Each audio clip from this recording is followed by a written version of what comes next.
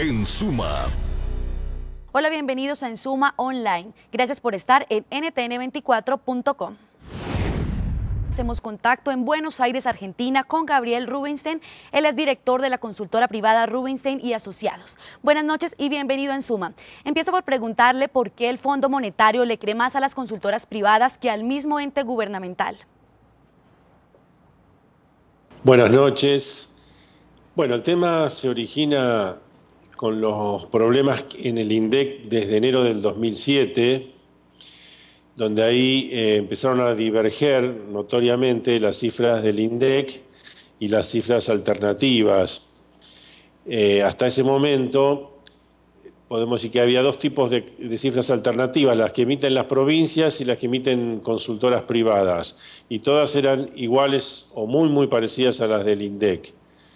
Pero a partir de enero del 2007 empieza una notoria discrepancia y las cifras que emiten las provincias, que son organismos estatales provinciales, o sea, organismos oficiales, y varias de estas provincias dirigidas por gobernadores kirchneristas o afines al gobierno, dan tasas de inflación muy parecidas a las consultoras privadas y muy alejadas del INDEC.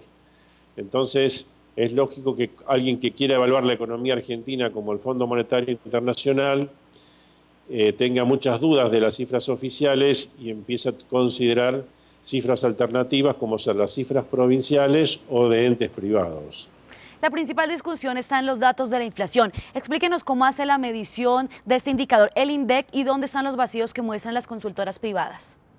La cuestión no es un tema metodológico, ni tampoco es un tema si las muestras que toman, por ejemplo, las consultoras son menos amplias que las del INDEC. Es un tema de los costos básicos, de los precios efectivamente imputados de las cosas, es decir, los datos que ingresan en las computadoras del INDEC empezaron a mostrar cosas muy raras. En algún caso que recuerdo, la hotelería, por ejemplo, turística, al INDEC le daba en una evolución anual menos 20%, a las consultoras esa cifra nos daba alrededor del 20% positivo, es decir, había una diferencia enorme. Y se reveló que en algunos casos el INDEC tomó lo que llamaba valores imputados, es decir, digamos, precios ya sea de verduras, frutas, alimentos, hotelería y otros, que surgían de planillas de acuerdos con determinadas cámaras, o la cámara hotelera, o de acuerdos de precios que firmaba el gobierno con determinadas entidades, y no los precios que efectivamente había en las góndolas, o los precios que había cuando uno iba, por ejemplo, a alquilar un hotel en un lugar de turismo.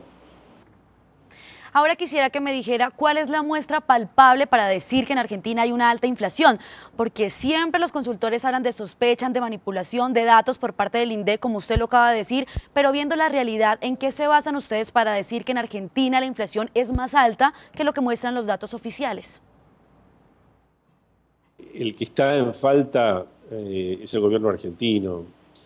Y si hay una discusión técnica, bueno, debería abrirse y debería permitirse que el Fondo Monetario Internacional, que en este caso ha sido delegado por las Naciones Unidas a compilar las estadísticas de todos los países, pudiera revisar en detalle, si se quiere, cómo se calcula el índice de precios en Argentina, cómo lo calcula el INDEC, y bueno, y llegar a sus propias conclusiones. O sea, hasta ahora hay un asesoramiento del Fondo Monetario para la elaboración de un nuevo índice. Pero acá lo que está en cuestionamiento es el índice actual de precios. O sea, no puede ser que en la capital federal y la provincia y el Gran Buenos Aires la inflación sea tanto más baja que hay en todas las demás provincias, cuando en realidad siempre fueron muy parecidas. Y no puede ser que cualquiera que haga un estudio paralelo de consultoras con más o menos profundidad dan valores muy parecidos y entonces es evidente que hay una sospecha de que el INDEC está haciendo mal su trabajo y simplemente eso tendría que estar sujeto a revisión y a la posibilidad de auditoría y y a que se terminen con este tipo de dudas. O sea, lo ideal sería que haya un INDEC, que el instituto sea independiente, que sea más autónomo, que sea dirigido de forma profesional y se terminen las dudas que existen y las sospechas muy fundamentadas de que el INDEC no está haciendo una buena medición de precios. Gracias por acompañarnos. Los esperamos en nuestra próxima emisión en Suma Online. Continúen con nuestra programación en ntn24.com. En Suma.